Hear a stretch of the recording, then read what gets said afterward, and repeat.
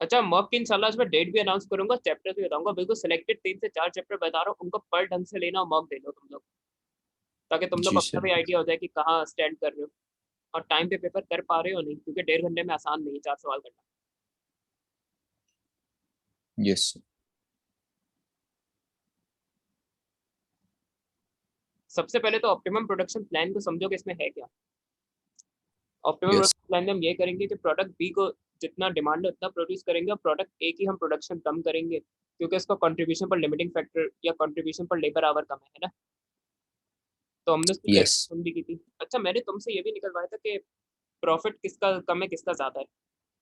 तो अगर हम ऑप्टिमम प्रोडक्शन प्लान को फॉलो ना करें और नॉर्मली इसके हर हाल में 300 यूनिट्स मैनेज करें प्रोडक्ट ए के, तो प्रॉफिट ज्यादा आ रहा, कंट्रीब्यूशन ज्यादा आ रहा था कंपनी का। हम्म। जबकि मैं ऑप्टिमम प्रोडक्शन प्लान को फॉलो करके इसके यूनिट्स कम कर रहा हूँ, तो ओवरऑल टोटल कंट्रीब्यूशन डिक्रीज हो रहा है।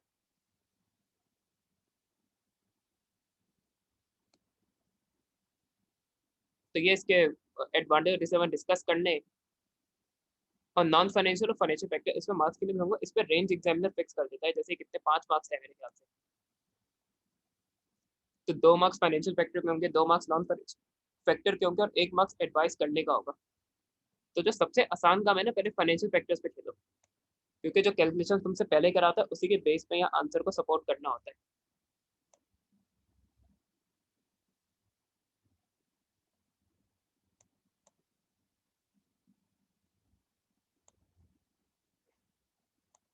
तो पहले मैंने तुमसे ही निकलवाया था कल की क्लास में कि इनमें प्रॉफिट का डिफरेंस, कंट्रीब्यूशन का डिफरेंस कितना है। मैं यस। था 2800 था, एक था 2482 था ऑप्टिमम प्रोडक्शन प्लान में। तो प्रॉफिट कितने से, जी। कंट्रीब्यूशन कितने से गिर रहा है, ये बताना जरा। 1 मिनट सर, 1 मिनट।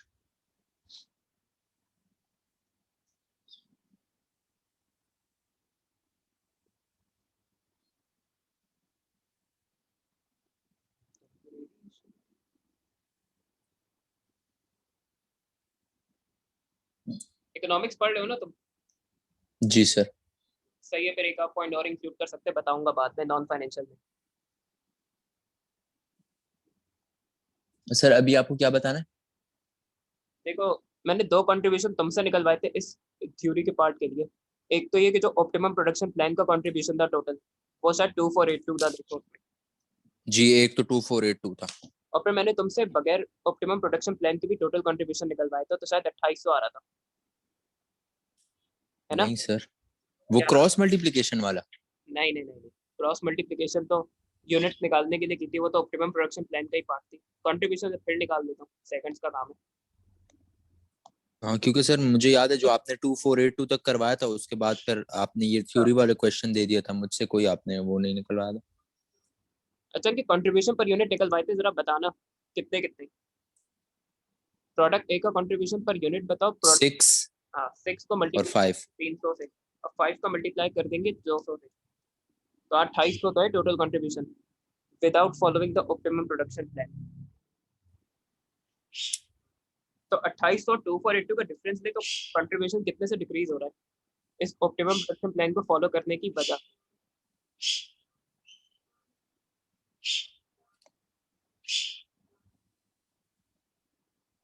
ये फैल्कन खामोश नहीं होता है, इसी का यही, इसी से एंटरटेन रहता है ये चीज। जी सर।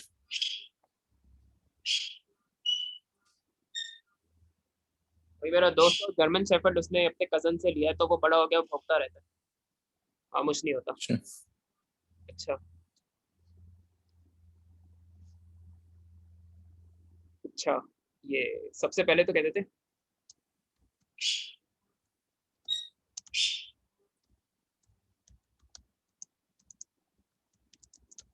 लोअर बाय 318 इनका डिफरेंस होगा।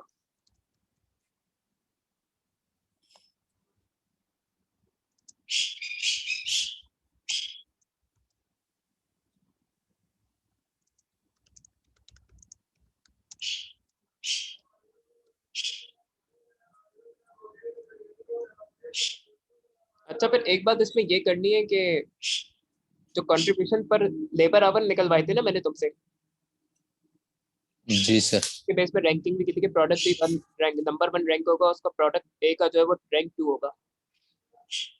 तो ये रिजोर्ट्स की किसी भी रिजोर्ट्स की शॉर्टेज हो तो उस पर प्रॉफिट मैक्सिमाइज करने का तरीका यही है। तो ये भी एक पॉइंट देख सकते हैं।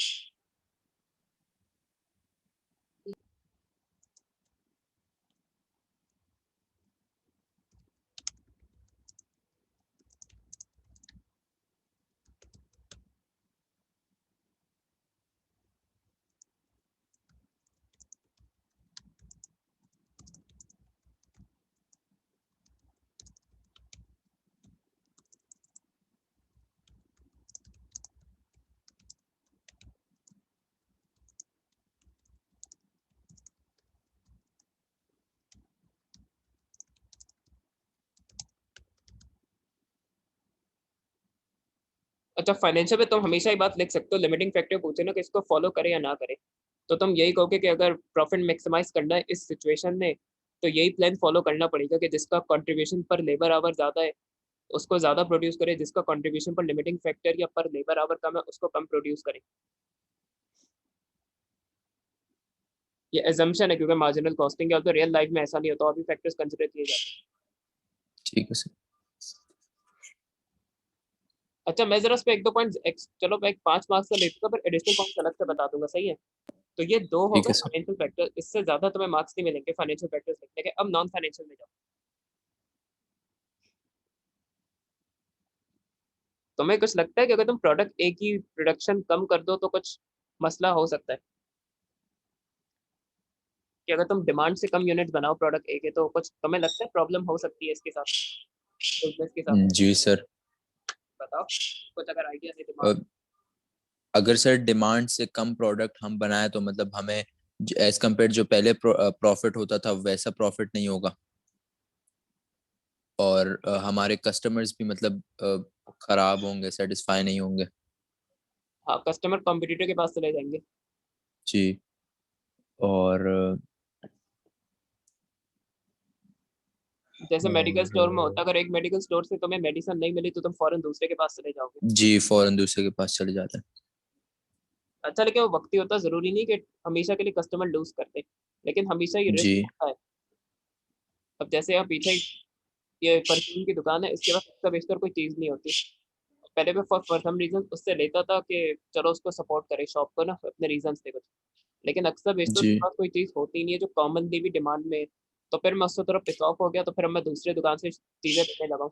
तो ओवर तो वो ओवर टाइम अपने कस्टमर लूज कर रहे हैं सफिशिएंट चीजें स्टॉक ना करने की वजह से। तो ये रिस्क तो हमेशा होता है कि अभी अगर ये टेम्पोरेरी हो रहा है तो मसला नहीं, लेकिन अगर ये हमेशा कम प्रोड्यूस करता रहा तो फिर मसला होगा ऑल्सो।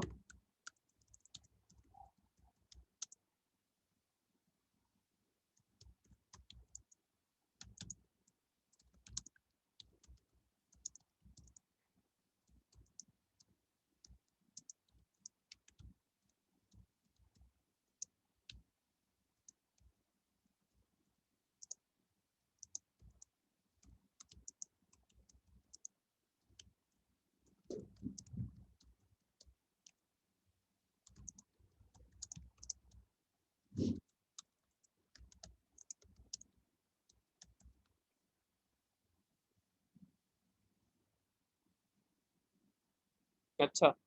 अच्छा, फिर एक चीज ये भी कि इस पे तो सिर्फ एक महीने के लिए इशू आ रहा है कि लेबर आवर्स लिमिटेड है, तो सिर्फ एक महीने के लिए हम प्रोडक्शन कम करेंगे। नेक्स्ट मंथ से जितनी डिमांड है उतने प्रोड्यूस कर रहे होंगे। तो अच्छा, तुम्हें एक चीज पता है, इलास्टिसिटी ऑफ डिमांड पढ़ लिया होगा तुमने इकोनॉमिक्स में? नहीं सर अभी तक नहीं पढ़ा। पहले मैक्रो पढ़ा रहे क्या सर? जी। सही है, तो इलास्टिसिटी नहीं पढ़ा तो उस पर बात नहीं करेंगे। लेकिन सपोज करो तुम्हारी कस्टमर बेस स्ट्रांग है, तो अगर एक महीने के लिए तुम प्रोडक्शन कम कर देते हो ना, तो एक महीने हो सकता है कस्टमर तुमसे ना खरीदे प्रोडक्ट, जिनके लिए यूनिट्स नहीं सफिशिएंट होंगे। लेकिन नेक्स्ट जी। टाइम से वो तुम्हारे पास वापस आ जाएंगे जब तुम नॉर्मली डिमांड के मुताबिक यूनिट्स प्रोड्यूस करोगे।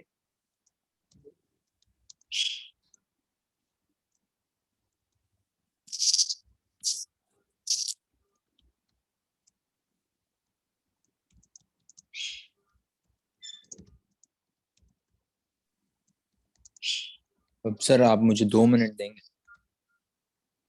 किस चीज़ का? अच्छा, किस काम के लिए? मैं वो सर उसको हेड पे कैप पहना दूं ताकि फिर वो शोर नहीं करे। पहनाओ तो, वैसे मुझे कोई इतना इशू नहीं हो रहा, उससे पहले तो ऐसे ही शोर कर रहा है ये ठीक टेंशन है, तुम्हारा। 2 मिनट बस।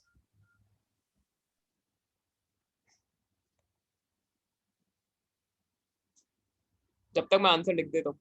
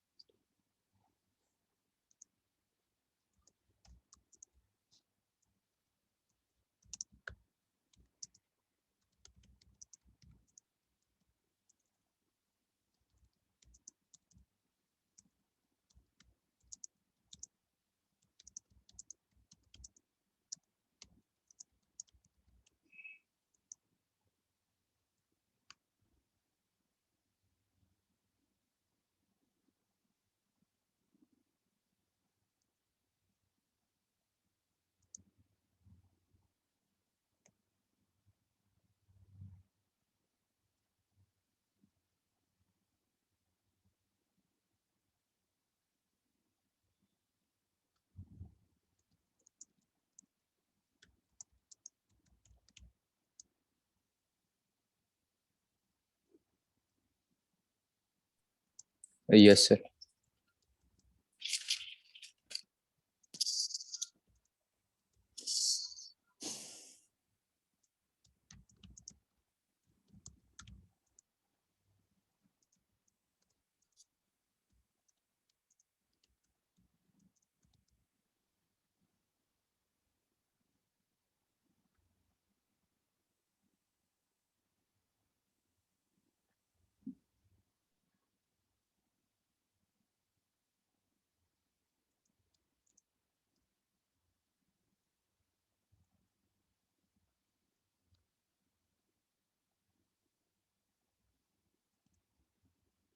ये आंसर है इसका, मैंने एग्जैक्टली 5 मार्क्स का लिखा है।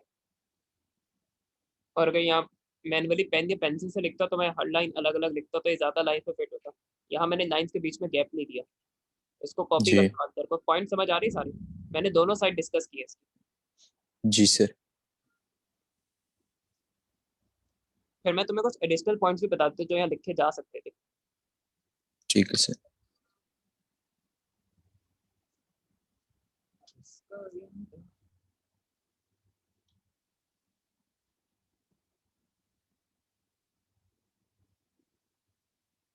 कोशिश करो 2-3 मिनट पे कॉपी कर लो, ज्यादा टाइम नहीं लगाना, इतना तो है भी ओके सर।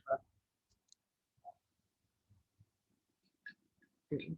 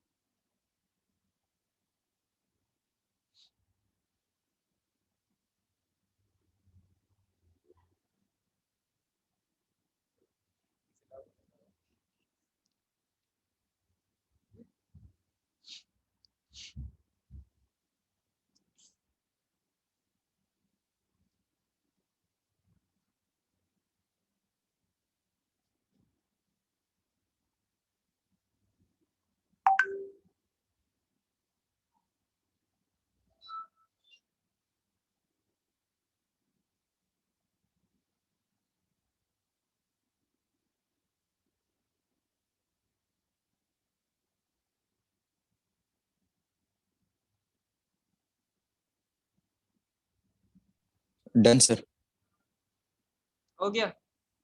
रफ जी। इरेज कर दो उसको। जी सर। अच्छा, अब लिमिटिंग फैक्टर में तो यही कहते हैं कि जिसका कंट्रीब्यूशन पर लेबर आवर ज्यादा हो उसको ज्यादा प्रोड्यूस करे तो उससे ज्यादा प्रॉफिट बनेगा। लेकिन ऊपर एक चीज ऑब्जर्व करो, अभी तुमने कैलकुलेट भी की थी, कंट्रीब्यूशन पर यूनिट किसका ज्यादा है? मेरे ख्याल से ए का ज्यादा है। कंट्रीब्यूशन पर यूनिट, जी सर, ए का ज्यादा है। बी का कम है और ए की डिमांड भी ज़्यादा है, जी तो अगर हम कंट्रीब्यूशन पर यूनिट के हिसाब से देखें तो प्रोडक्ट ए को ज़्यादा आवर्स देने चाहिए क्योंकि उसको ज़्यादा प्रॉफिटेबल है बनाना, उसका कंट्रीब्यूशन पर जी यूनिट ज़्यादा है। तो ये भी हम लिख सकते हैं, कोई मसला नहीं है। ठीक है सर। अच्छा, इसके अलावा तुम जब प्रोडक्ट ए की प्रोडक्शन कम करोगे, उसके लिए मटेरियल कम खरीदोगे, तो सप्लायर की भी हटेगी। यस। तो हो सकता है वो डिस्काउंट कम कर दे या क्रेडिट के बजाय कहे कि नहीं आप कैश पे परचेजेस करें, तो ये भी एक इशू है। अच्छा, और प्रोडक्ट भी किया, तुम एक और बात देखो कि उसकी मटेरियल कॉस्ट ज़्यादा है। एक तो उसका कंट्रीब्यूशन प्रोडक्ट इसे कम है, उसके पे मटेरियल कॉस्ट भी ज़्यादा है साले की। जी तो प्रोडक्ट ए तो ओवरऑल में ज़्यादा प्रॉफिटेबल है प्रोड्यूस करना, तो ये भी हम लिख सकते हैं ऑल्टरनेटिवली। ये मैं यही मेंशन कर दूं पॉइंट्स बुलेट्स पे, जी ये सर। ये पढ़ लेना बस तुम जाके तक, क्योंकि इसमें एक्सेप्ट होता है ठीक। वेब पॉइंट्स की क्लॉज होती, तो रेलेवेंट पॉइंट जो भी देखोगे मार्क्स मिलेंगे।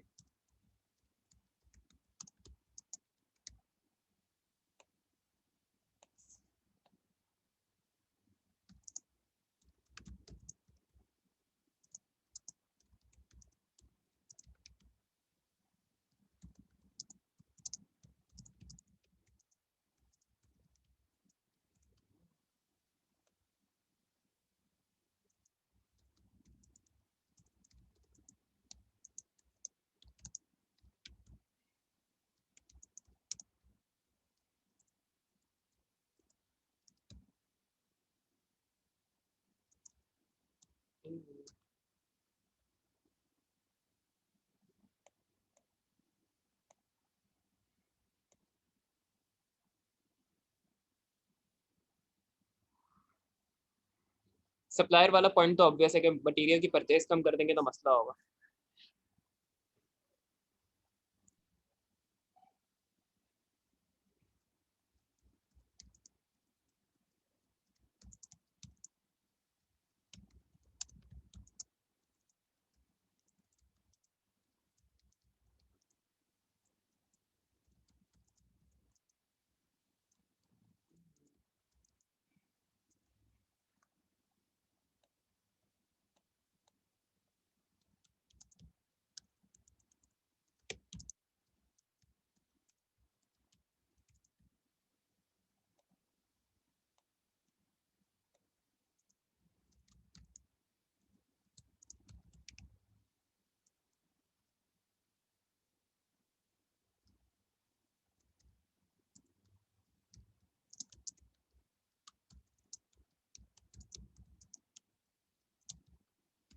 ये भी एक पॉइंट हो सकते हैं।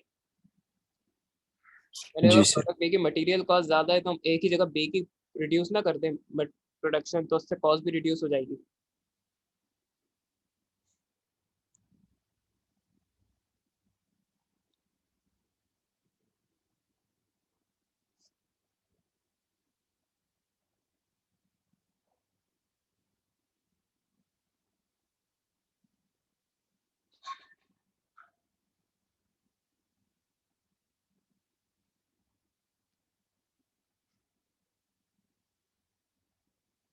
सही समझ आ गए पॉइंट्स? जी सर। चलो है, ये हो गया ये क्वेश्चन पूरा।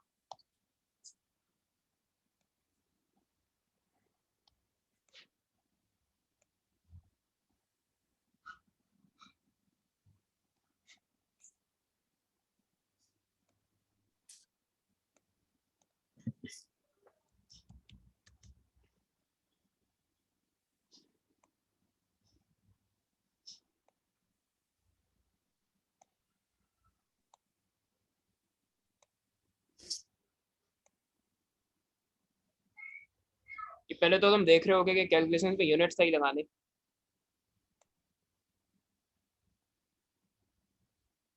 यस। फिर देखो इसने ऑप्टिमम प्रोडक्शन प्लान के लिए वर्किंग की है, पहले कंट्रीब्यूशन पर यूनिट निकाला, फिर कंट्रीब्यूशन पर लेबर आवर निकाला। अच्छा, इसमें तो बहुत ही डायरेक्ट कैलकुलेट किया है, 200 यूनिट्स तो एक बी का पता ही था कि हम बनाएंगे। इसने प्रोडक्ट ए का तुम देखो सिर्फ यूनिट्स लिख दिए 246, ये आया कैसे, ये इसने लिखा ही नहीं।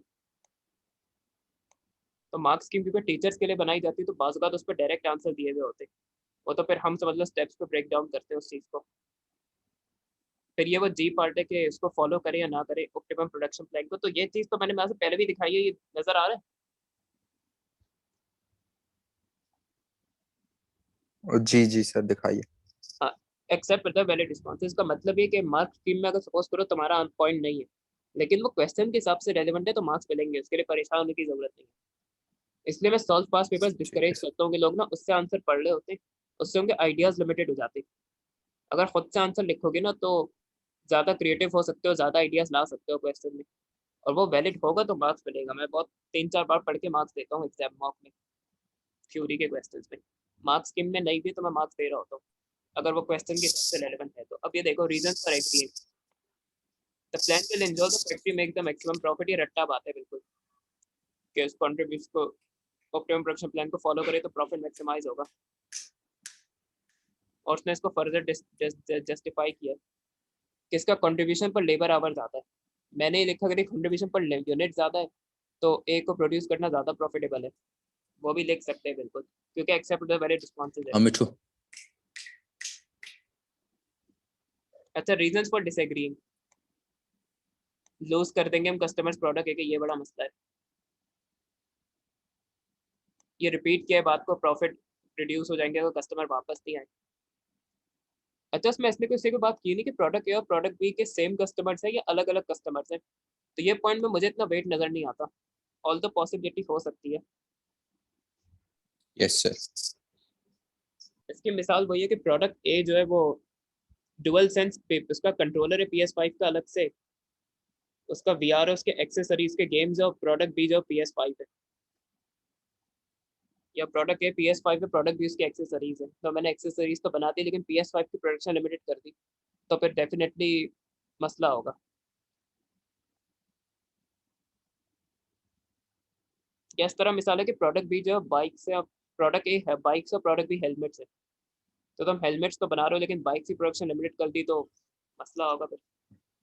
जी सर। फिर तो हेलमेट क्या फायदा। हम्म The directors need to consider how the suppliers of direct material product will react to reduction in orders.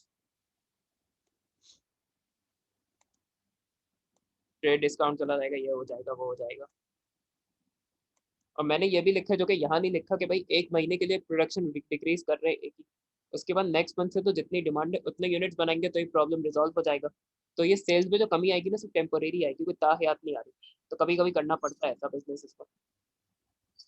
अब सोनी ने इस पर PS5 की जो है कि प्रोडक्शन लिमिटेड है, उसकी सप्लाई कम है, तो सोनी के कस्टमर Xbox पे तो नहीं चले जाएंगे ना, जिन्हें PS5 खेलना है वो जी वेट करके PS5 ही खेलेंगे। और लोग अभी भी वेट कर रहे हैं कि यार PS5 जब प्रॉपर्ली अवेलेबल होगा तो हम खरीदेंगे।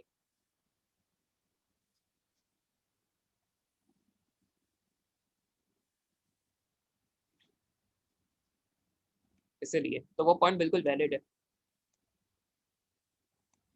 तो सर हसान ने छोड़ दिया क्या।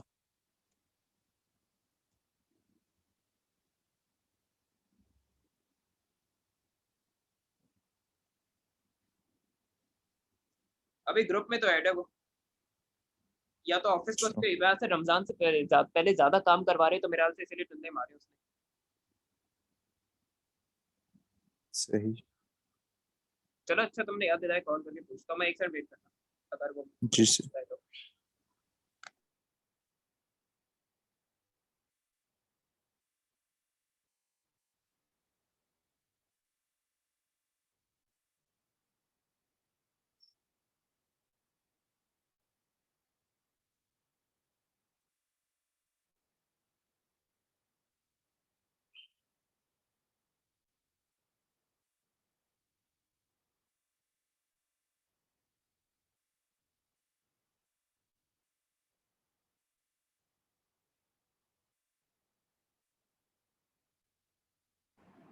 क्योंकि तुम्हें पता हो कि शायद वो जॉब कर 1 सेकंड रिकॉर्डिंग रोकूं मैं।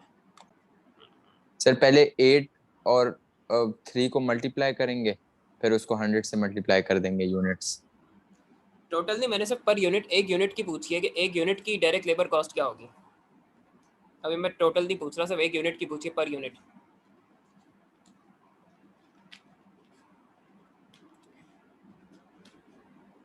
तो sir 8 multiply by 3 divide by बस 100। डिवाइड नहीं, 8 × 3। एक यूनिट पे 3 घंटे लगते हैं और पर आवर हम पेमेंट करते हैं 8 की।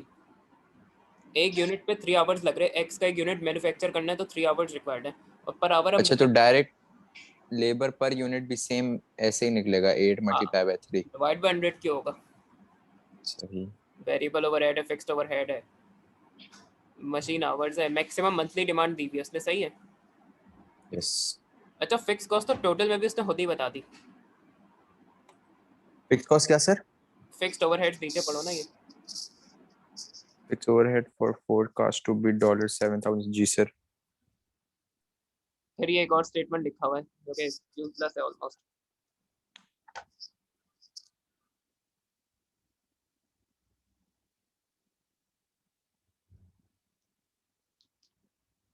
अब पार्ट ए में क्या करना है? पार्ट ए में सर, एक minute.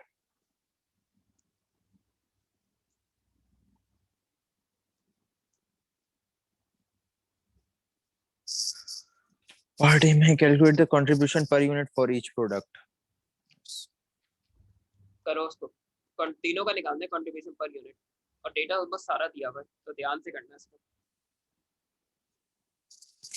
Yes sir. Contribution per unit.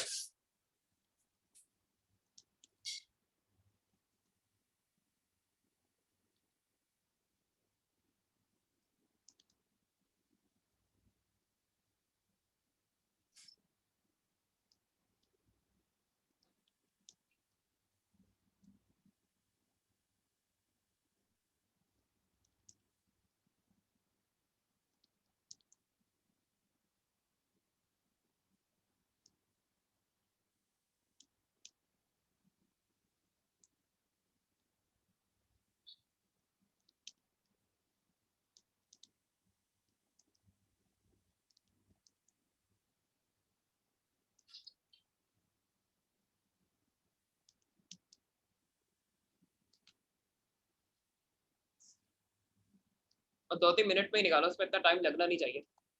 Marks ही 2 है, 60 भी है तो 3 मिनट में हो जाना चाहिए।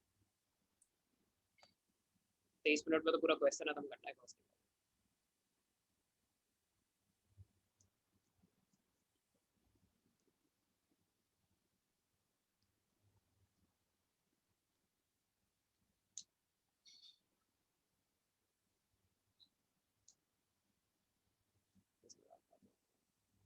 सर कंट्रीब्यूशन पर यूनिट माइनस में आ सकती है? नहीं कोई गलती है, माइनस में होता ही होता है, आ सकता है लेकिन इस क्वेश्चन में नहीं। इस क्वेश्चन में नहीं।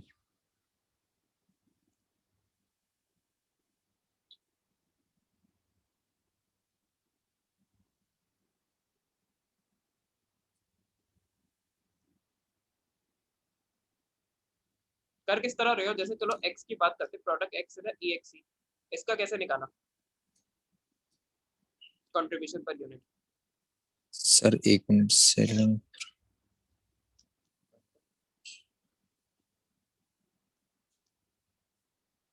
एक मिनट सर।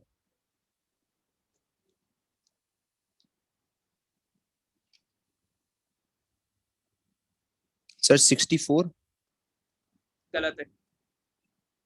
मुझे यही बताओ कि किस कौन सी वैल्यूज आपस में क्या कर रहे हो, मुझे यही बताओ, मैं यही पूछ रहा हूँ तुमसे, जल्दी बताओ। सर मैं जो है ना, जो मैक्सिमम मंथली डिमांड है उसको माइनस कर रहा हूँ सेलिंग प्राइस से, फिर सेलिंग प्राइस को माइनस कर रहा हूँ डायरेक्ट लेबर से।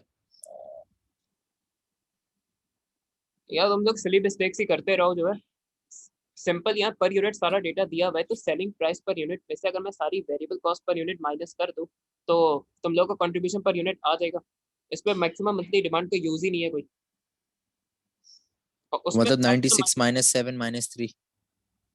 नहीं, डायरेक्ट मटेरियल पर यूनिट माइनस होगी ना, पर यूनिट कॉस्ट मैंने किससे पूछा था कि कैसे निकालनी है? Direct material cost per unit minus होगी, direct labour cost per unit minus होगी, और उसके अलावा ये वेरिएबल ओवर। 72। गलत है 72। अब मैं टाइम नहीं है कि तुम लोग टाइम तो गलत ही कर रहे हो, तो मैं ही बता देता हूँ कैसे होगा। 96 में से 7 4 28 होता है, जी इसके बाद 3 8 8 24 होता है, और फिर वेरिएबल ओवरहेड है वो माइनस कर देंगे, आ गया कंट्रीब्यूशन पर यूनिट।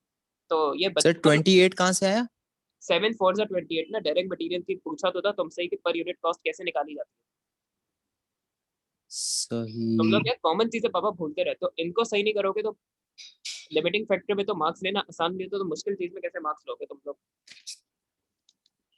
लोग यार अभी भी सीरियस नहीं हो रहे हो, पता नहीं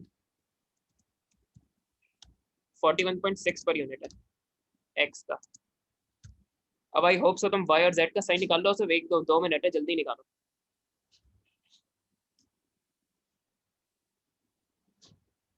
डिमांड में से सर ये 2.40 कहाँ से आया सर?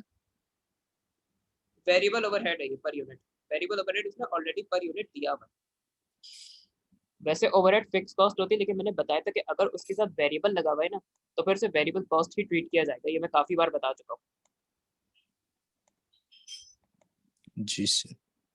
देखो ये तो इजी मार्क्स है उठाने वाले, मुश्किल चीज पे जो लिमिटिंग फैक्टर वगैरह उसमें मार्क्स उठाना इजी नहीं होता, इसमें मार्क्स नहीं होगे तो फिर कहाँ स्कोर करोगे। तो कम से कम कॉमन चीजें सही करनी है पेपर में, और इन चीजों में मिस्टेक बर्दाश्त नहीं करता एग्जामिनर। तो और सर आपने जो पेपर पे जो कंट्रीब्यूशन पर यूनिट का फॉर्मूला लिखा है वो कब इस्तेमाल करेंगे सर? सिचुएशन बेस्ड होता है, total total revenue less total variable cost की बात कर रहे हो ना तुम। कंट्रीब्यूशन पर यूनिट, दो वो जो फॉर्मूला, सेलिंग प्राइस पर unit minus variable cost per unit है। वही तो किया है मैंने इसमें। अच्छा, इसमें डायरेक्ट और वो दोनों वेरिएबल है, सही। डायरेक्ट लेबर और ये भी बता चुका हूँ बार बार कि डायरेक्ट जिस कॉस्ट के साथ आएगा वो वेरिएबल कॉस्ट होती है, और उसके अलावा किसी जी ओवरहेड के साथ भी वेरिएबल लिखा हुआ है तो वो वेरिएबल कॉस्ट है भाई। ठीक है सर। अब अगर total revenue total variable cost में डेटा दिया होता तो ये फॉर्मूला यूज कर सकते थे कि टोटल सेल्स रेवेन्यू में से टोटल वेरिएबल कॉस्ट माइनस करो तो टोटल कंट्रीब्यूशन आ जाएगा, उसको फिर यूनिट सोल से डिवाइड कर दो तो कंट्रीब्यूशन पर यूनिट आ जाएगा। लेकिन यहाँ इसके हिसाब से डेटा दिया हुआ है तो ये यूज करना ज्यादा अप्रोप्रिएट है। सेलिंग प्राइस पर यूनिट में से सारी की सारी variable cost per unit minus कर दो।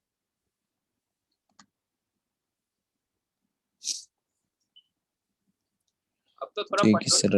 ना, पेपर कैंसिल हो रहे, पेपर होंगे, एक महीना रह गया मुश्किल से, 3 मई को तो पेपर है ये। और इसमें ज्यादा मार्क्स रहो तो ज्यादा अच्छा है, क्योंकि अभी तुम लोग को इसमें मुश्किल हो रही है तो एमसीक्यू में दुगना मुश्किल होगी। एमसीक्यू 2 टाइम्स टफ है इससे, जब भी तो एक महीना देता है वो पढ़ने के लिए। पहले आसान आते थे, एमसीक्यू बहुत हार्ड कर दिया उसने, इससे ज्यादा दिमाग चलाना पड़ेगा एमसीक्यू। तो मेरा तो ये रिकमेंडेशन होता है कि इस पे ज्यादा स्कोर कर ले, ये ज्यादा अच्छा कर ले तो ज्यादा अच्छा। सर 56.8 वाई का। अब इसका जी का क्या है, जी जी डी का। जी का सर एक मिनट। जी है 50।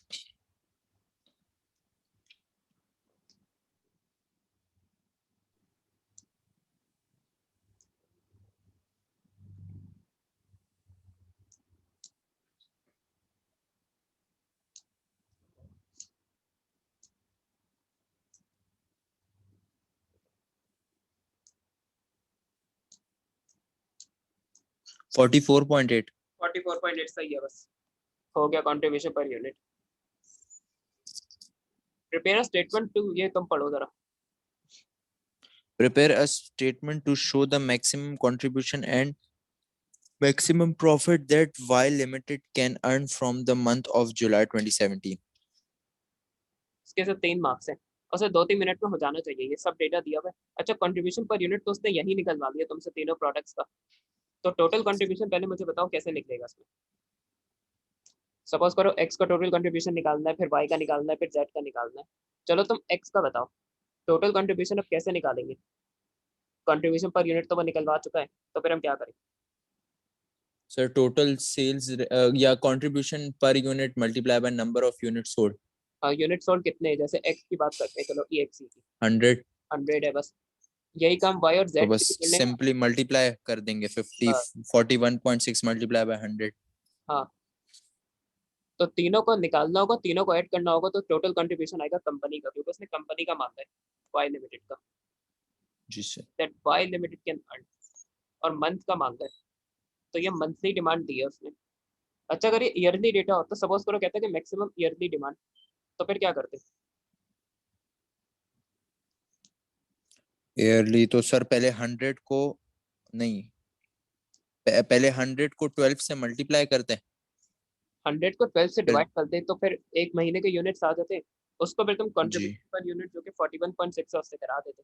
लेकिन यहाँ उसने इजी कर दिया है, उसने मैक्सिमम मंथली डेटा ही दिया, सही है। अच्छा जी फिक्स सर। कॉस्ट भी उसने कंपनी की मंथली बताई है। तब तुम प्रॉफिट निकाल लो, से 2-3 मिनट है तुम्हारे पास, ज्यादा टाइम नहीं लगाना, इतने में ही हो और जाना सर चाहिए। नीचे उसके वो तो दिखा दे सर, यूनिट्स पर ये सोल्ड डेटा जो। देख लो यहाँ से सारा, टोटल कंट्रीब्यूशन निकालो फिर टोटल प्रॉफिट निकालो कंपनी का।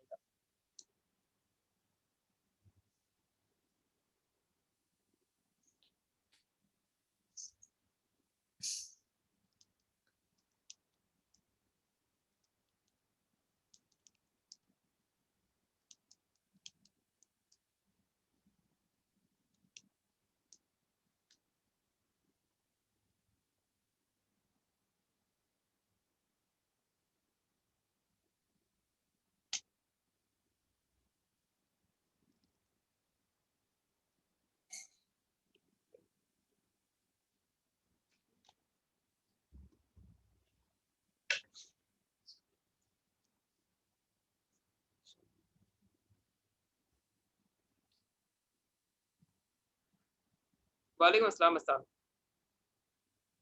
हाँ भाई उन 2-3 दिन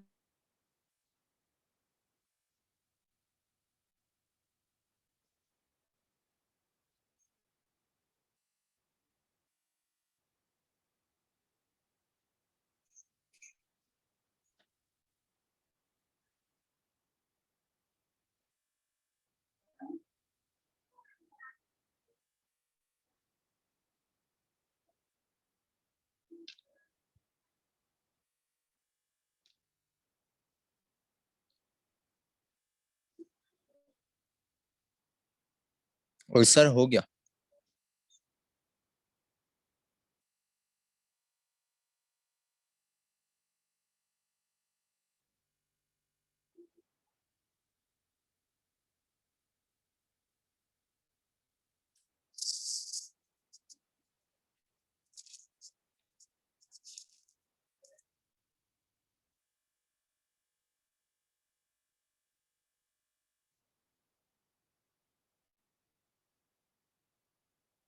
चलो अल्लाह हाफिज।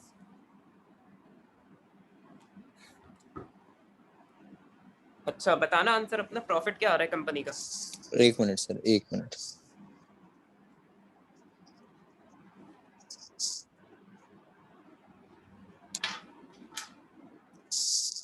4.160।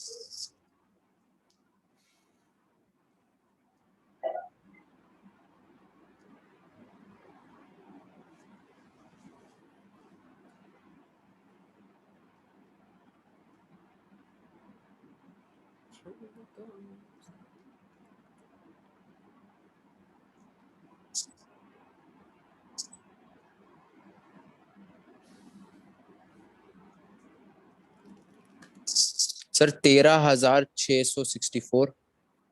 नहीं भाई गलत है, जरा अपनी वर्किंग भेजो जल्दी, तुमने क्या किया फौरन भेजो जी व्हाट्सएप। सर।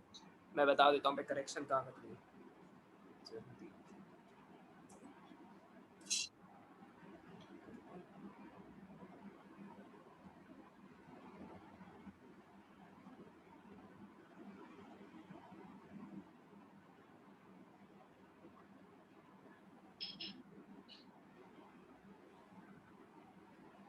सर या फिर 2.698।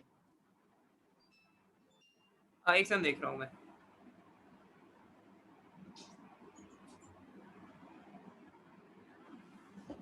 हंड्रेड को 56.8 को 120 से किया, उसको 60 से किया, तो ये तो टोटल कंट्रीब्यूशन है ना, उसमें से फिक्स कॉस्ट तो माइनस करो तो प्रॉफिट आएगा, ये तो टोटल कंट्रीब्यूशन है। प्रॉफिट के लिए बताया था कि total contribution minus fix cost होता है तो प्रॉफिट आता है जाके, वैल्यू गलत नहीं है ये। लेकिन ये तो तुमने सिर्फ टोटल कंट्रीब्यूशन निकाला, ये प्रॉफिट नहीं है, ये टोटल कंट्रीब्यूशन है। अच्छा, तो टोटल इसमें से अब क्या माइनस करना है सर? Fix price. यार ये तो बेसिक है, अब ये तो पता होना चाहिए ना, इनकम स्टेटमेंट कितनी बार कराई है मैंने, ये देख लो, शॉर्टकट लॉन्ग कट सब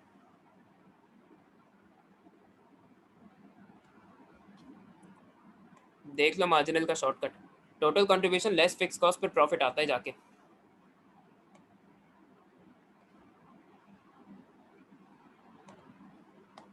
बेसिक्स कोशिश करो, नहीं भूल रहा हूँ, बेसिक्स में गलती कर रहे हो भाई।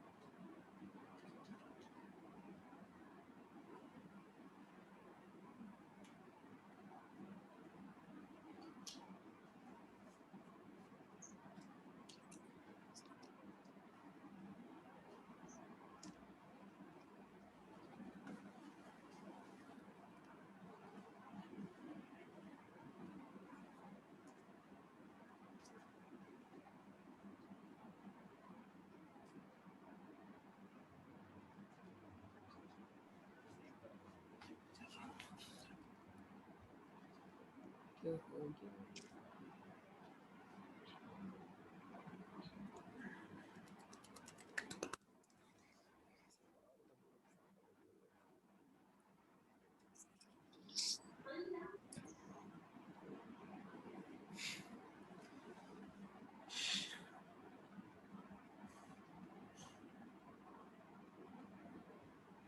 इतना टाइम क्यों लग रहा है? तेरा इसी फिगर में से profit minus fix cost minus कर देने दी भी है उसने 7,000 पर मंथ, दस्ती प्रॉफिट आएगा।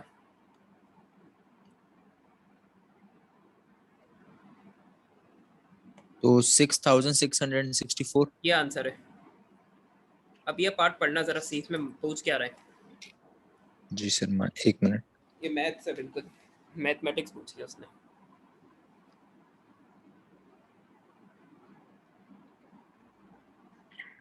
Calculate the total machine hours required to meet maximum demand for the month of July 2017. Total machine hours. Maximum demand meet करने के लिए कितने मशीन आवर्स रिक्वायर्ड है? तो इस डेटा को देख के कुछ समझ आ रहा है? ये पर यूनिट मशीन आवर्स दिए हुए और ये मैक्सिमम मंथली डिमांड दी हुई है, तो कुछ हो सकता है इन दो फिगर्स के जरिए।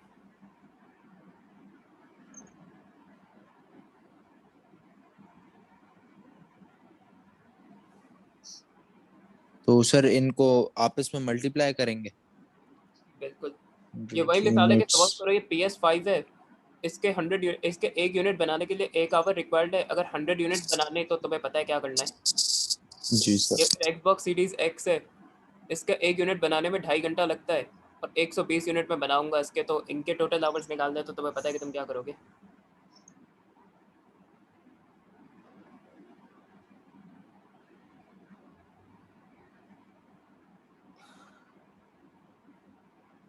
और ये वो कोई ग्राफिक्स कार्ड है उसके PC के लिए, तो एक बनाने में 5 घंटे लगते हैं। अगर 60 ग्राफिक कार्ड में बना रहा हूँ तो पता है कि लेबर आवर्स के लिए, मशीन आवर्स के लिए क्या करेंगे।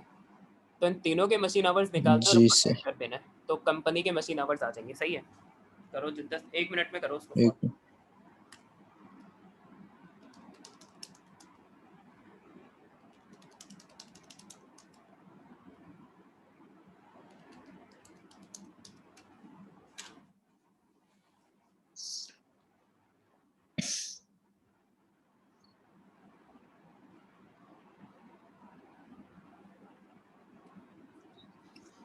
Solve. One to.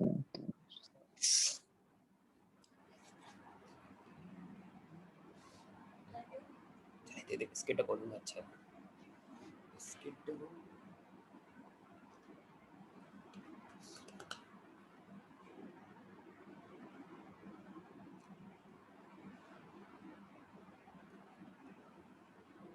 Sir 700 total company hours.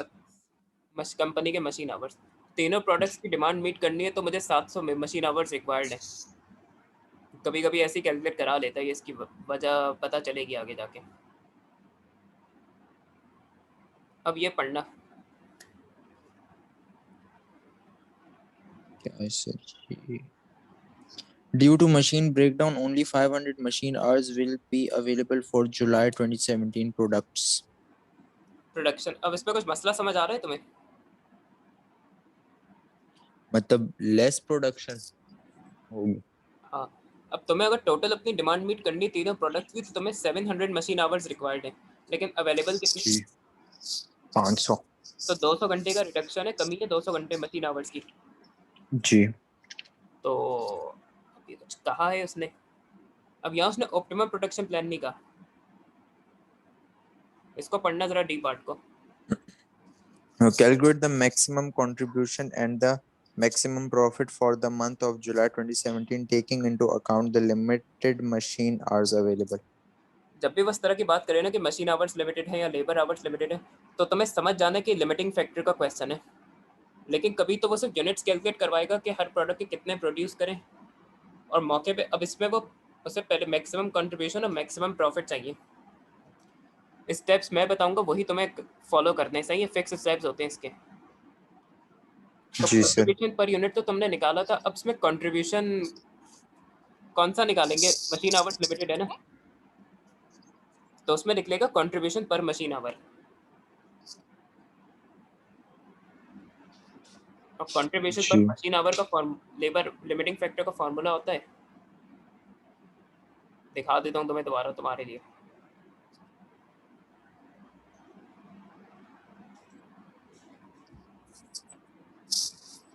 ये मैंने यही लिखा था। अगर हम कंट्रीब्यूशन पर यूनिट को लिमिटिंग फैक्टर पर यूनिट से डिवाइड कर दे तो कंट्रीब्यूशन पर लिमिटिंग फैक्टर आ जाएगा। तो कंट्रीब्यूशन पर यूनिट तो उसने पार्ट ए में ही निकलवाए थे। तो जैसे प्रोडक्ट एक्स है, जी उसके कंट्रीब्यूशन पर यूनिट को मैं किस चीज़ से डिवाइड करूंगा कि उसका कंट्रीब्यूशन पर मशीन आवर या कंट्रीब्यूशन पर लिमिटिंग फैक्टर आ जाए।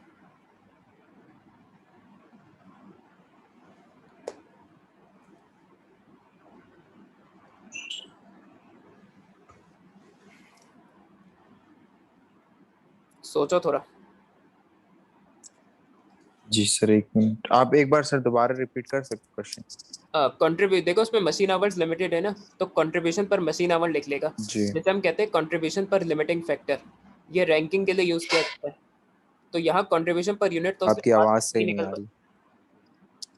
हमें इसमें कंट्रीब्यूशन पर मशीन आवर निकालना है, क्योंकि मशीन आवर इसमें लिमिटिंग फैक्टर है।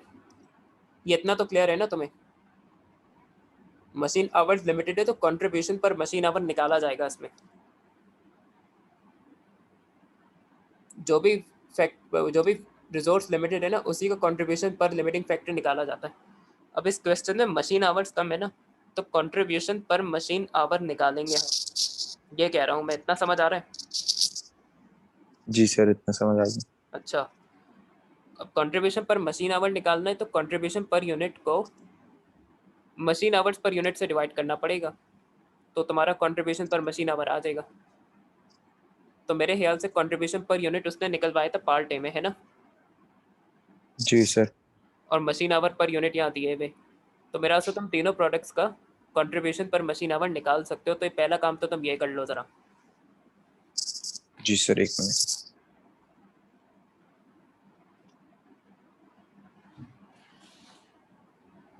2 मिनट में हो जाए अराउंड, इसमें इतना टाइम, इसमें टाइम नहीं लगना चाहिए क्योंकि डेटा पका पकाया दिया हुआ इसने।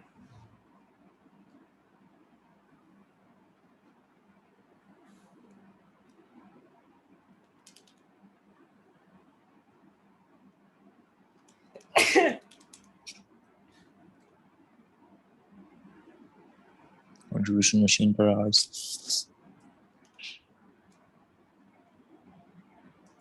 सर कंट्रीब्यूशन पर यूनिट को ये मशीन आवर से डिवाइड कर देंगे ना? हाँ, मशीन आवर पर यूनिट से, टोटल से नहीं, पर यूनिट जो मशीन आवर दिए हुए उससे करना है।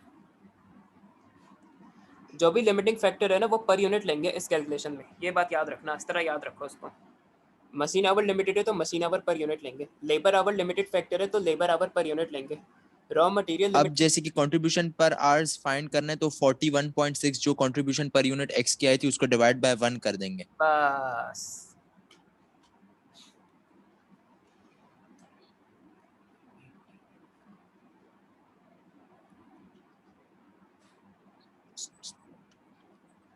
वैसे टाइम स्टूडेंट को एक सबसे डिफिकल्ट लगता है लिमिटिंग फैक्टर मार्जिनल कॉस्टिंग में, लेकिन अगर इसको थोड़ी मैथ समझ लो ना इसके पीछे, तो इसके फिक्स स्टेप्स हैं, तो उसमें एक हद से ज़्यादा क्वेश्चन में घुमा के नहीं जी देता। सर। अगर ये आ जाए तो ये काफ़ी स्कोरिंग है, क्योंकि फिक्स स्टेप्स फॉलो करके कैलकुलेशंस करनी होती है। ऑप्शंस में तो बहुत ज़्यादा डेटा चेंज करके देता है, बहुत घुमाता भी है, तो उसमें दिमाग बहुत चलाना पड़ता है। ये थोड़ा मुश्किल टॉपिक लगता है, थोड़ा प्रैक्टिस से आता है, इसीलिए होमवर्क कर लेना इसका, वरना फिर नहीं हो पाएगा तुम्हारे से। जी सर। होमवर्क जो सर आपने इसके जो क्वेश्चन सेंड किए थे वही ना? वो प्रॉफिट स्टेटमेंट और ऑप्शंस के लिमिटिंग फैक्टर का तो मैं आज दूंगा ना होमवर्क, ये आज खत्म होगा।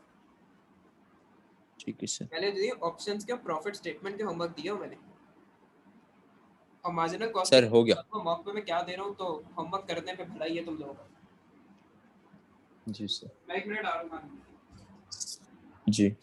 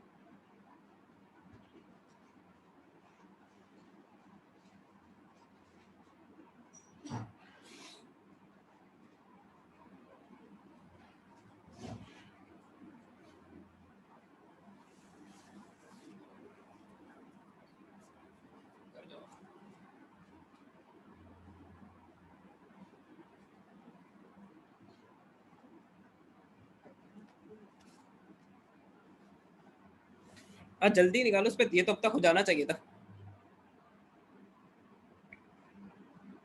सर हो गया। कितना कितना बताओ, क्या क्या है? अब सर उसका क्या बोलते हैं उसको, एक्स का 41.6 सेम है। हाँ, क्योंकि 1 है उसके मशीन आवर्स और इसलिए। जी वाई का 22.72 है। हाँ, और जेड का 8.96 है। अब इनकी रैंकिंग करो इस कंट्रीब्यूशन पर मशीन रैंकिंग आवर्स। कैसे मतलब सर? जिसका कंट्रीब्यूशन पर लिमिटिंग फैक्टर ज़्यादा है उसको ज़्यादा रैंक दो, उसको टॉप रैंक दोगे। जिसका कंट्रीब्यूशन पर लिमिटिंग फैक्टर कम है उसको कम रैंक दोगे, जैसे कल किया था मैंने। जी सर। तो रैंकिंग करो उसकी, क्योंकि उसी के जरिए हम डिसाइड करते हैं किसको ज़्यादा प्रोड्यूस करना है, किसको कम करना है।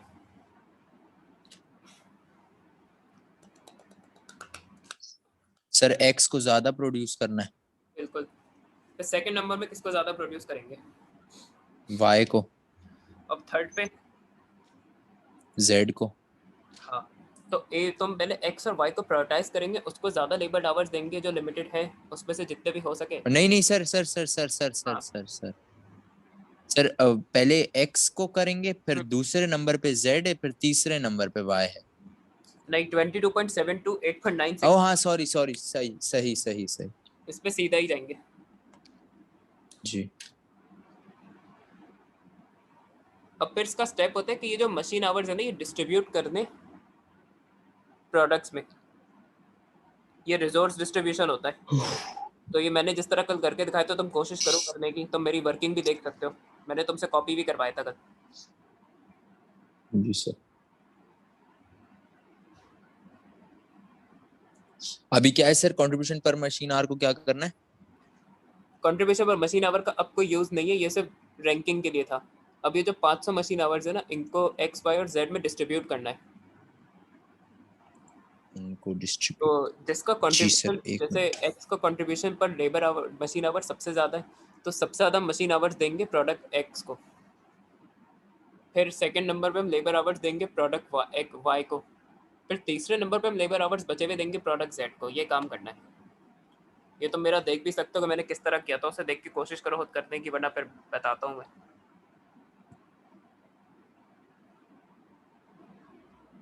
5 मिनट है इस चीज़ के लिए सिर्फ।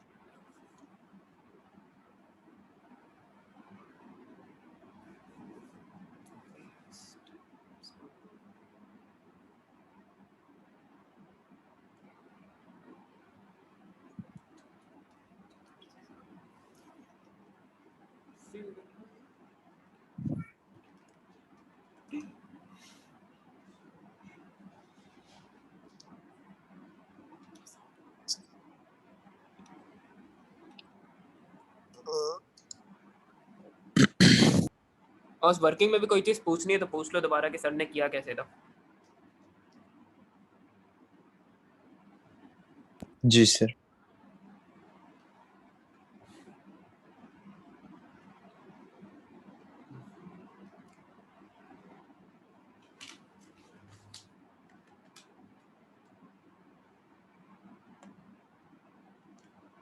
उसके लिए ऑब्वियसली ये डेटा यूज़ होगा।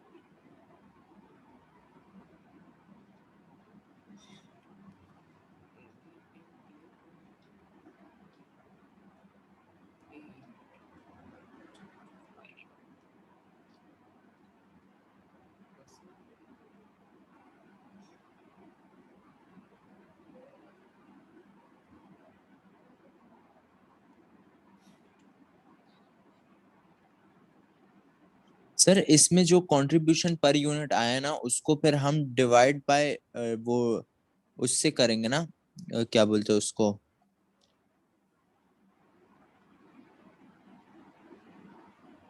नहीं, हेलो सर। कंट्रीब्यूशन पर मशीन आवर तो हम निकाल चुके हैं ना। देखो इसमें करना ये होता है, मशीन आवर्स 500 अवेलेबल है यार, बार मैं ही कर देता हूँ उससे बेहतर। तो इन लोग को देखे टाइम वेस्ट होता है। 500 मशीन आवर्स है। अब सबसे ज़्यादा कंट्रीब्यूशन पर मशीन आवर इस एक्स का आया था ना, इसका आया था ना सबसे ज़्यादा। जी पहले इसको आवर्स जी दे दो, लेबर आवर्स सारे दे दो, उसको जितने भी चाहिए। 100 यूनिट बनाता हूँ मैं, और एक मशीन 1 घंटा लगता है यूनिट बनाने में, तो 1 × 100 कर दो। तो इसको तो दे दो सारे पहले, सही है। इसके लिए 100 आवर्स दरकार है। अब कितने आवर्स बच गए?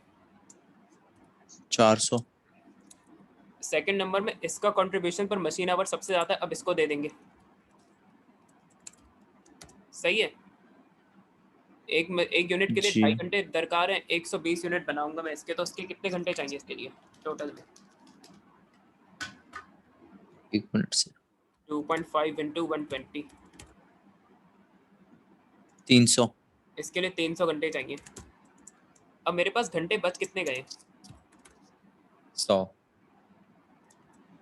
अब जेड को दे दो। अब जेड पे तुम देखना मसला आएगा कि 5 घंटे एक यूनिट पे लगते हैं और बनाने मुझे 60 है। कितने क्या आंसर आएगा? 300। तो तुम्हें लगता है कि मैं 300 घंटे दे सकता हूँ जेड को, जब मेरे नहीं। पास अवेलेबल ही 100 है? तो ये तो रेड हो गया। जी और एक नंबर का, तो उसमें मैंने तुम्हें बताया था कि अब इसके ना यूनिट्स रिड्यूस करने पड़ेंगे। एक्स और वाई के तो जितने तुमने यूनिट्स सोचे हुए उतने ही चलो तुम बनाओगे, कि उनके कंट्रीब्यूशन पर मशीन आवर ज़्यादा है। अब जिसके लिए लेबर आवर जी कम बचे ही ना, उसकी प्रोडक्शन में रिडक्शन करनी पड़ेगी। और इसके लिए मैंने तुम्हें बताया था कि कैसे निकालना है। ये भी फिर रिपीट कर देता हूँ क्योंकि याद नहीं होगा। 60 यूनिट नहीं सर बनाने के लिए 300 घंटे दरकार है, सही है।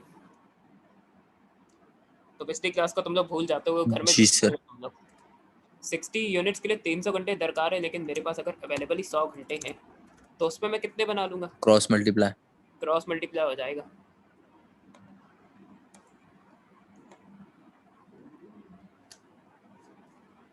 इसके नए यूनिट्स निकालो, जेड के मैं कितने बनाऊंगा? जी सर।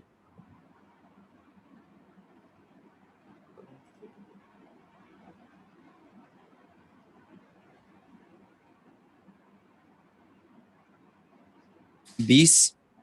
हाँ, अब मैं इसके 60 नहीं 20 यूनिट बनाऊंगा मैं।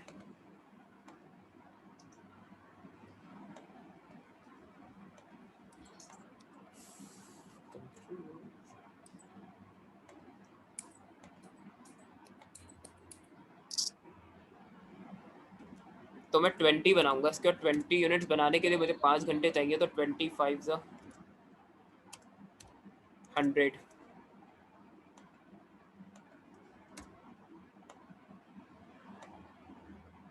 चलो लिख देते हैं, जेड के 20 बनाऊंगा मैं।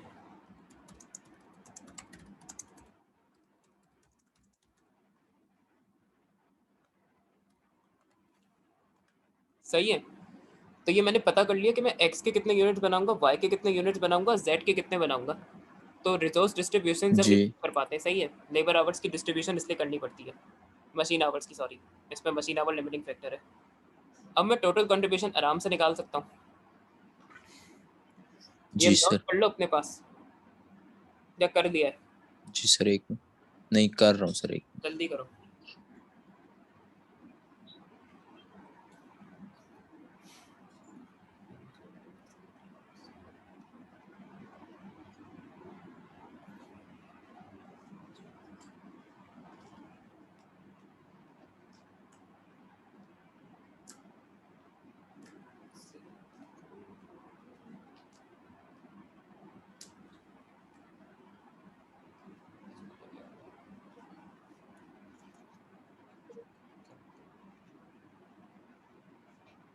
Thank you.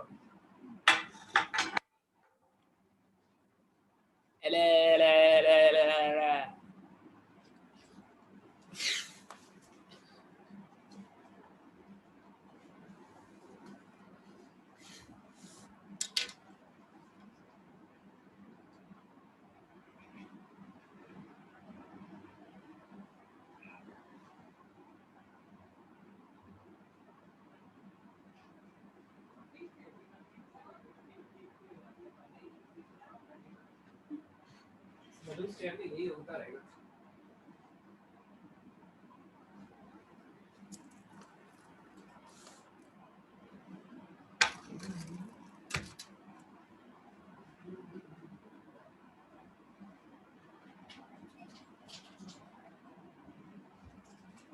Sir done.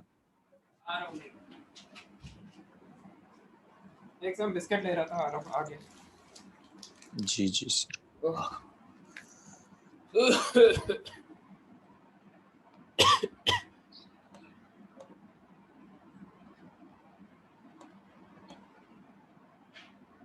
और टोटल कंट्रीब्यूशन निकालने के लिए मैंने बताया था कि कंट्रीब्यूशन पर यूनिट यूज होगा, सही है। कंट्रीब्यूशन पर मशीन आवर यूज नहीं करेंगे। कंट्रीब्यूशन मशीन आवर तो सिर्फ रैंकिंग के लिए निकाला था। जब टोटल कंट्रीब्यूशन कंपनी का निकालना हो ना, तो हम कंट्रीब्यूशन पर यूनिट यूज करेंगे एज यूजुअल। तो अभी क्वेश्चन अलग से नहीं खुलवा रहा मैं, टाइम वेस्ट होगा, यही कर देता हूँ मैं।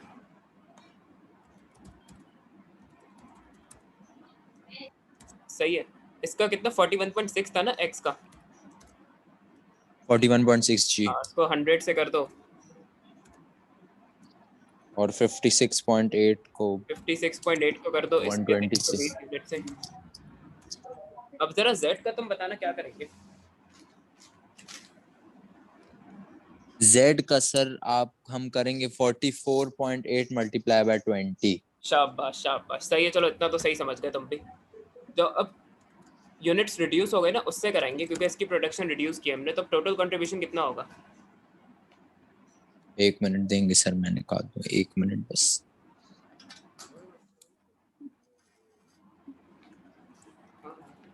सर उसका क्या बोलते हैं उसको, 41.6 मल्टीप्लाई बाय 100 तो हो जाएगा 4.160। तो टोटल टोटल बता, इसमें फिर हम तीनों को ऐड प्लस, करके, तीनों को ऐड कर। हाँ एक मिनट सर, एक मिनट। 4.160 plus 6.816 plus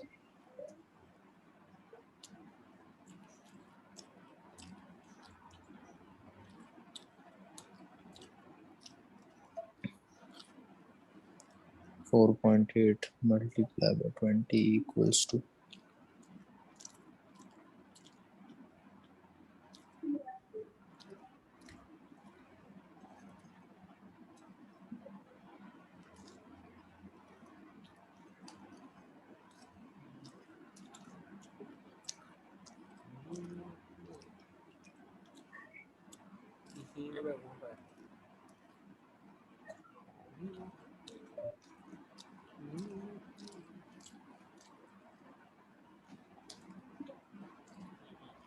9,06,976।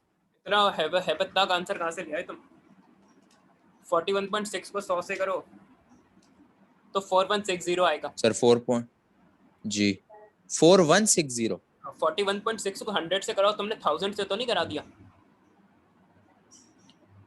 सर एक ये सामने लिखा हुआ भी है यार। 41.6 मल्टीप्लाई बाय 100। सर एक तो ये आईफोन का कैलकुलेटर ही कुछ अजीब जैसा है, पता नहीं। वो यूज सही से करना होता है, मोबाइल का कैलकुलेटर सही होता है। सर देखिए 41.6 मल्टीप्लाई बाय मैं 100 करवा रहा हूँ ना, तो मेरे पास आंसर आ रहा है 4.160। ये नहीं हो सकता। 41.6 को मल्टीप्लाई बाय 100 करो, 41.6 मल्टीप्लाई बाय 100 तो 4160 आएगा। वरना किसी से एंड्रॉइड मोबाइल ले लो अपने घर में, उसका कैलकुलेटर यूज करो। अच्छा, सही। ठीक है सर, तो ये 4,000 मतलब ये 4,160 प्लस 6,816 प्लस 896, सर 11,872। प्रॉफिट भी निकाल दो, ये तो टोटल कंट्रीब्यूशन है ना। अब प्रॉफिट आई होप सो तुम्हें पता होगा कैसे निकलेगा। जी सर एक मिनट, 11,872 प्रॉफिट निकालना है सर अभी हाँ, इसका। प्रॉफिट अभी करके दिखाया टोटल था। कंट्रीब्यूशन, जी जी सर। नोट से भी देख सकते हो वरना जाके।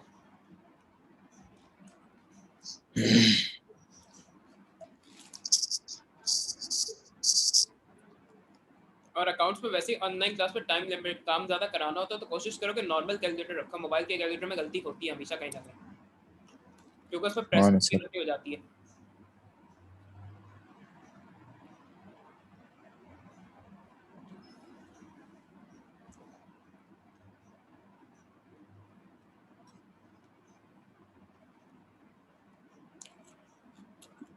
सर 4,872। बिल्कुल सही है। तो लिमिटिंग फैक्टर में ना स्टेप्स तुम्हें सारे अपने दिमाग में बिठाने के, पहले ये करना है फिर ये करना है, सब यार मैंने लिखे हुए भी है नोट्स में। और अभी मैंने दोबारा ऑलमोस्ट सारे करके दिखाए हैं। मैं तुम्हें दिखा जी भी सर, दूंगा बस फिर। अब आप होमवर्क देंगे तो इंशाल्लाह। किया भी तो करो ना, क्या करते नहीं हो अक्सर इस तो होमवर्क तुम लोग। चलो जिस नहीं सर, टॉपिक में बस तुम सब लोग क्लास करेंगे। सही कर रहे हो ना, देखो जिस टॉपिक में क्लास में परफॉर्मेंस सही है, मैं पूछता भी नहीं हूँ होमवर्क के बारे में। जिस टॉपिक में तुम लोग को खुद फील हो जाता जी होगा ना कि यार हमें जरा और प्रैक्टिस की ज़रूरत है, तो उसका होमवर्क करने की ज़रूरत कर लिया करो। ठीक है सर। ये देखो सारे मैंने स्टेप लिखे हुए हैं इसमें, नोट्स में सारे स्टेप मैंने लिखे हुए क्या करना है, और मैंने क्वेश्चन में करके भी दिखा दिए। तो जो क्लास में क्वेश्चन कराए हैं ये स्टेप्स रीड करो, और इसके अलावा हर स्टेप को मेरे वो सॉल्यूशन पे देखो कि सर ने किया कैसे इसको, तो समझ आ जाएगा और जी बैठेगा सर दिमाग में। इंशाल्लाह। अभी यार मेरी क्वेश्चन खत्म नहीं हुआ है। सर क्लास कब तक चलेगी सर? बस ये क्वेश्चन तक ही है। ठीक है सर। ये इंटरेस्टिंग सिनेरियो दिया है इसमें, ये पढ़ना जरा। The directions of Y Limited have directors, direction been, directors. sorry, the directors of Y Limited have been told that they could hire a replacement machine for the month of July 2017 at a cost of $2,500. Required advise the directors whether or not they should hire the replacement machine. Justify your answer by considering both advantages and disadvantages of hiring the replacement machine. अच्छा वलीद भाई, पहले तो एक बात सोचो तुम जो है कि क्योंकि मशीन में खराबी आई थी ना ऊपर, जी सर। उसकी वजह से वो सोच रहा था कि ये लिमिटिंग फैक्टर का कॉन्सेप्ट लगाए और जिस प्रोडक्ट को ज़्यादा फ़ायदा उसको ज़्यादा प्रोड्यूस करे, जिसका कम फ़ायदा है, जिसका कंट्रीब्यूशन पर मशीन आवर कम है, उसकी प्रोडक्शन कम कर दे। जी। अब अगर मैं उसकी जगह रिप्लेसमेंट मशीन ले लेता हूँ जुलाई के लिए वक्ती, तो तुम्हें लगता है कि फिर इसको प्रोडक्शन कम करनी पड़ेगी या ये जितने दिल चाहे यूनिट बना सकता है रिप्लेसमेंट मशीन से? पहले तो इस बात का जवाब दो। अगर तुम रिप्लेसमेंट मशीन ले लेते हो तो तुम्हें अपनी प्रोडक्शन कम करनी पड़ेगी या नहीं, या तुम जितना दिल चाहे प्रोड्यूस कर सकते हो अगर तुम रिप्लेसमेंट मशीन ले लेते हो? तो पहले तो ये चीज़ कंसिडर करने की है। सर रिप्लेसमेंट मशीन मतलब जो पुरानी वाली है उसको बिल्कुल हटा दें और दूसरी नई ले लें। अब वक्ती सिर्फ 1 महीने के लिए रेंट और वक्ती हायर सिर्फ एक। करेंगे, यानी मैं से किराए पे लेंगे मशीन ये। तो मैं हम प्रोडक्ट जेड की प्रोडक्ट यूनिट्स कम कर रहे हैं ना, अगर मैं वो लिमिटिंग फैक्टर का कॉन्सेप्ट लगा रहा हूँ। अगर मैं रिप्लेसमेंट मशीन ले लूँ तो तुम्हें जी। लगता है कि तुम्हें ऐसा करना पड़ेगा? अगर रिप्लेसमेंट मशीन ले लें तो हमें जेड के।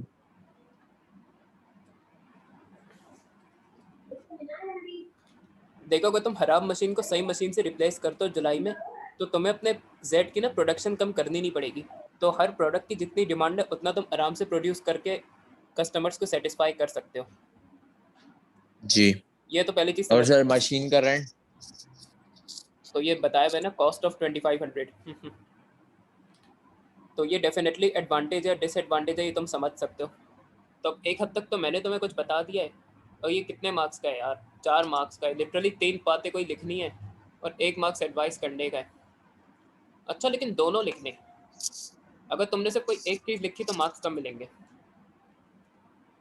तो तुम दो सर एडवांटेजेस दोनों इसमें क्या लिखना है? यानी एडवांटेज भी लिखने, डिसएडवांटेज भी लिखने। और इसके लिए तो 3 मार्क्स होंगे इसमें, क्योंकि 1 मार्क्स तो एडवाइस का होगा, है ना? तो तुम उस पर ये जी। कर सकते हो कि 2 एडवांटेज और 1 डिसएडवांटेज लिख दो, या 2 डिसएडवांटेज और 1 एडवांटेज लिख दो, मर्जी है तुम्हारी। और फिर एडवाइस कर देना। इसको 5 मिनट में करो। जी सर। आसान क्वेश्चन है ये, इंटरेस्टिंग भी है।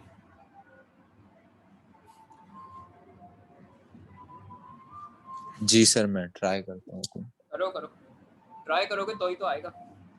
अब ये वो क्वेश्चन है जो जी। रटने से आंसर नहीं हो सकते, जो क्वेश्चन में सिचुएशन है ना उसके हिसाब से होंगे। जी सर। पहले तुम अपना दिमाग चलाओ, फिर मैं अपना बताऊंगा, सही है? ठीक है सर।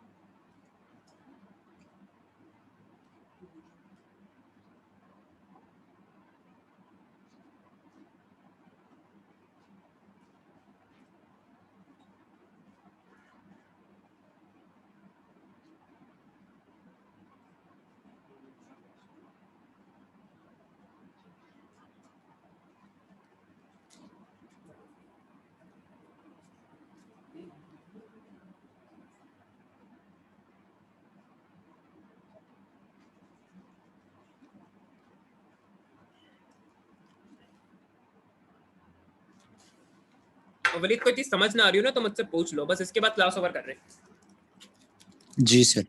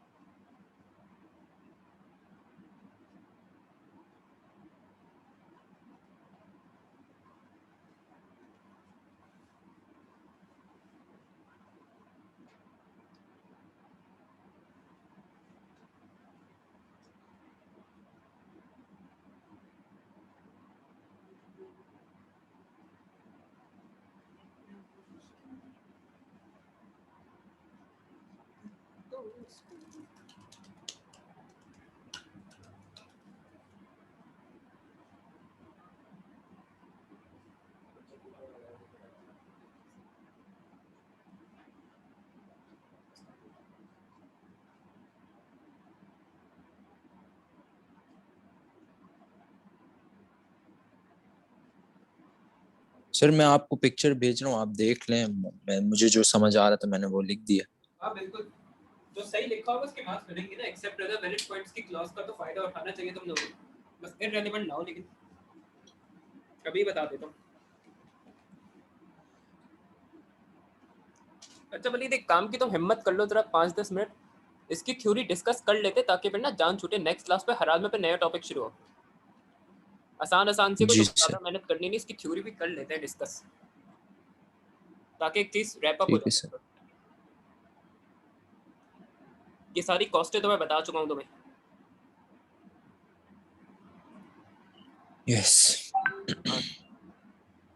अच्छा सबसे पहले ना मार्जिनल कॉस्टिंग की यूजेस पूछता है, या एप्लीकेशंस पूछता है, या यूजेस पूछता है। तो सबसे पहले तो कोई प्रोडक्ट या डिपार्टमेंट को बंद करना है या नहीं। इसमें मैंने यही बताया था क्वेश्चंस में भी कि जिसका कंट्रीब्यूशन अगर पॉजिटिव है ना, तो अगर प्रोडक्ट लॉस में भी है ना डिपार्टमेंट, तो हम उसको कंटिन्यू करेंगे, सही है। वरना उसकी फिक्स कॉस्ट यस। दूसरे प्रोडक्ट्स को एब्जॉर्ब करनी पड़ेगी, उससे बिजनेस लॉस में चला जाएगा। दूसरा फिर ये यूज है कि मेक और बाय करें, या लेबर इंटेंसिव करें, कैपिटल इंटेंसिव करें, एडवर्टाइजिंग बढ़ाएं कम करें। तो डिफरेंट ऑप्शंस के चूज पर बीच करने में मार्जिनल कॉस्टिंग हेल्प करती है। और इसकी अगर तुमने क्लास देख लोगे, ऑनलाइन जो लेक्चर था उसमें जो क्वेश्चंस करके दिखाए थे, उससे चीज़ और क्लियर हो जाएगी। मेक और बाय, जी सर। अब हम आउटसाइड सप्लायर से बाय करें या खुद मैन्युफैक्चर करें, इस पर भी हमें मार्जिनल कॉस्टिंग हेल्प कर सकती है। तो कैलकुलेशन वाइज इसमें एक फैक्टर है कि सपोज करो खुद से मैं प्रोड्यूस करता हूँ तो cost of production per unit 20 है, मिसाल के तौर पे। जी। और बाहर से अगर मैं सप्लायर से बाय करता हूँ तो मुझे 15 रुपये का पड़ेगा एक यूनिट। तो अगर मेरी आउटसाइड परचेज कॉस्ट जो है वो कॉस्ट ऑफ प्रोडक्शन से लोअर है ना, तो फिर मैं डेफिनेटली बाय करने को प्रेफरेंस दूंगा। ऑल द क्वालिटेटिव फैक्टर्स भी मैटर करते हैं कि क्वालिटी का इशू होगा, सप्लायर के रेट्स का इशू होगा, सही है। मेक और बाय में भी मार्जिनल यस। कॉस्टिंग हेल्प कर सकती है।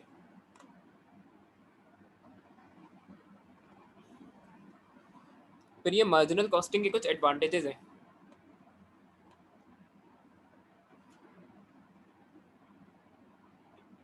मेक और बाय में हेल्प कर सकता है। अच्छा अगर कोई लिमिटिंग कोई रिजोर्स लिमिटेड है तो उस केस में प्रॉफिट मैक्सिमाइज कैसे करना है, वो कंट्रीब्यूशन पर लिमिटिंग फैक्टर कैलकुलेट करके हम कर सकते हैं, जो भी हमने लिमिटिंग फैक्टर किया है। सेंसिटिविटी एनालिसिस ऑप्शंस वाली चीज़ है।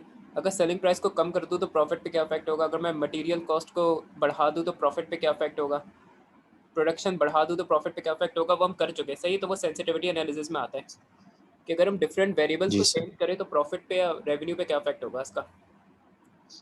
Acceptance of orders below normal selling price. अब नॉर्मली सपोज करो तुम किसी प्रोडक्ट के $12 चार्ज करते हो, लेकिन कोई कस्टमर है वो तुमसे कहता है कि नहीं मैं इसके $8 ही पे करूंगा, तो ऐसे कस्टमर का तुम्हें ऑर्डर एक्सेप्ट करना चाहिए नहीं करना चाहिए, इस पर भी मार्जिनल कॉस्टिंग हेल्प कर सकता है। अब $8 जो है वो तुम्हारी नॉर्मल सेलिंग प्राइस से तो कम है, लेकिन अगर वो सारी कॉस्ट कवर कर रही है $8, तो तुम शायद उसे एक्सेप्ट कर लोगे। जी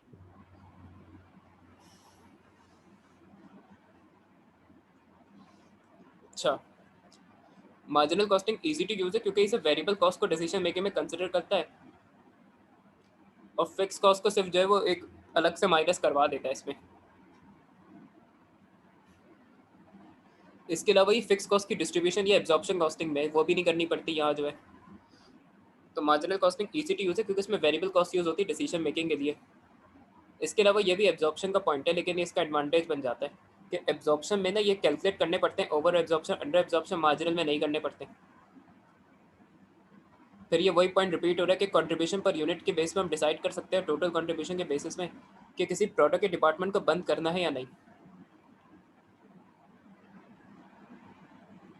अच्छा, इसके अलावा मार्जिनल कॉस्टिंग में ब्रेक इवन निकाल सकते हैं कि कितने यूनिट्स पे सेल आउट करूँ तो मेरी कॉस्ट कवर हो जाएगी, या कितना मैं रेवेन्यू जनरेट करूँ तो मेरी कॉस्ट कवर हो जाएगी, उस पर भी हेल्प करता है मार्जिनल कॉस्टिंग।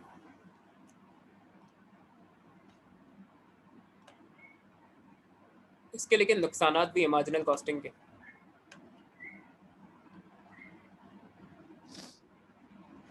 सबसे पहले तो यार सारी कॉस्ट जो है वो फिक्स्ड और वेरिएबल में स्प्लिट नहीं की जा सकती।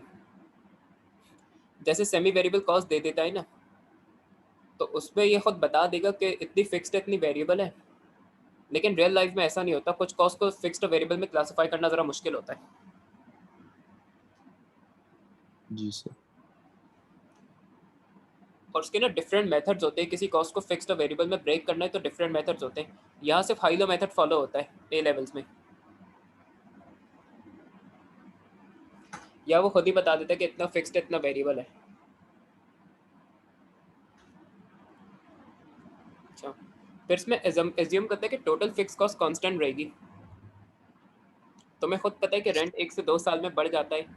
किसी की फिक्स सैलरीज पे स्टाफ है तो जी उनकी सैलरीज बढ़ानी पड़ती है। तो फिक्स कॉस्ट ना शॉर्ट टर्म में तो अनचेंज रहती है, लेकिन ज़रा लंबे अरसे में ना लॉन्ग टर्म में चेंज हो जाती है। तो ये भी इसकी एक लिमिटेशन है कि ये एज्यूम करता है कि टोटल फिक्स कॉस्ट अनचेंज रहेगी। अच्छा, इसके अलावा ये एज्यूम करता है कि variable cost per unit change नहीं होगी। मैंने एजम्पशन तुम्हें पहले भी बताई थी कि इसमें variable cost per unit same रहती है।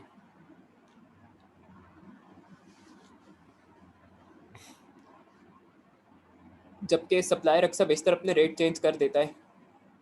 लेबर के भी कम से कम कुछ महीने में या साल में फिर रेट चेंज हो जाते हैं जो उनके पर आवर या पर यूनिट रेट होते हैं। मटेरियल के रेट तो अक्सर बेशतर चेंज हो रहे होते हैं। कॉटन अगर कोई टेक्सटाइल की कंपनी खरीद रही तो हर महीने रेट अलग होगा। मार्जिनल कॉस्टिंग एज्यूम करता है कि हर महीने वो मटेरियल का रेट सेम रहेगा, तो ऐसा नहीं होता।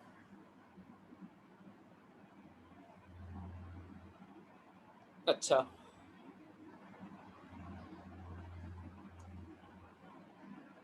ये पॉइंट अगर समझना है ना तो उसके लिए पहले एब्जॉर्प्शन भी पढ़ानी पड़ेगी, अभी समझ नहीं आएगा ना। ये समझ आएगा एब्जॉर्प्शन ठीक। फेस करते हैं थोड़ा सा।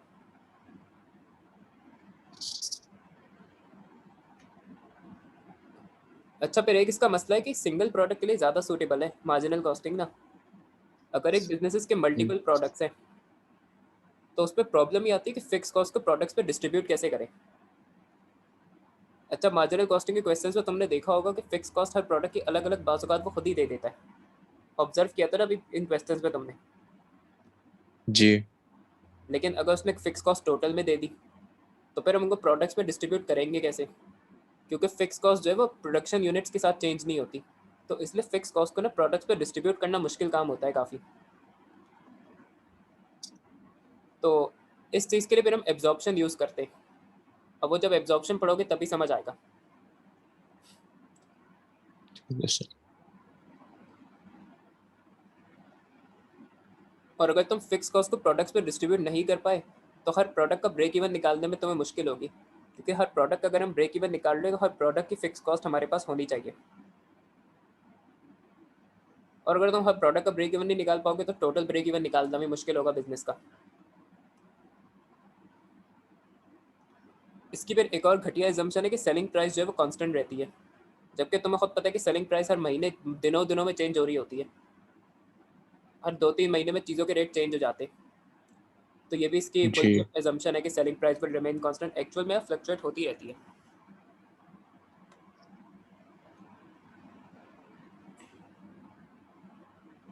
ऑल्दो कुछ चीज़ें जिनकी सेलिंग प्राइस ऑलमोस्ट सेम रहती है, जैसे PS4 के गेम्स का डॉलर का रेट 60 है, तो वो काफ़ी सालों से $60 पे ही चल रहे हैं। बाकी कंट्रीज़ में रेट इसलिए चेंज हो जाते हैं कि करंट एक्सचेंज रेट का डिफरेंस होता है और उस पर टैक्सेस वगैरह लगते हैं, वरना अमेरिका में $60 ही चल रहा है। अब PS5 पे हर गेम $70 का होगा, तो वो कुछ साल तक फिक्स रहेगी प्राइस जो है, तो वहाँ मार्जिनल कॉस्टिंग की एजम्पशन एक हद तक सही है। लेकिन बाकी सारे प्रोडक्ट्स को तो पता है कि प्राइस चेंज होती रहती है, कपड़ों के प्राइस हर महीने चेंज हो जाते हैं, ग्रॉसरीज के हर महीने प्राइस चेंज हो जाते हैं, पेट्रोल के प्राइस हर 2-3 महीने में बदल रहे होते हैं।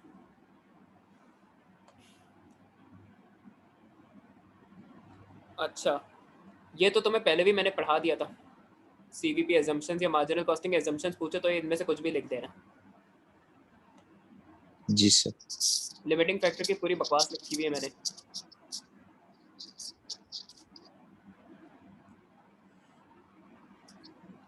अच्छा, चार्ट की ना मैं कभी तुम लोगों से बाद में बात करूंगा, चार्ट के भी क्वेश्चन आते हैं, वो ऑनलाइन में पढ़ाना काफ़ी मुश्किल काम है, तो मैं उसके लिए सोचूंगा कि क्या करना है। मॉक वॉक या तो मैं रखता ठीक है हूँ या उस सर। दिन कुछ सोचता हूँ, सही है।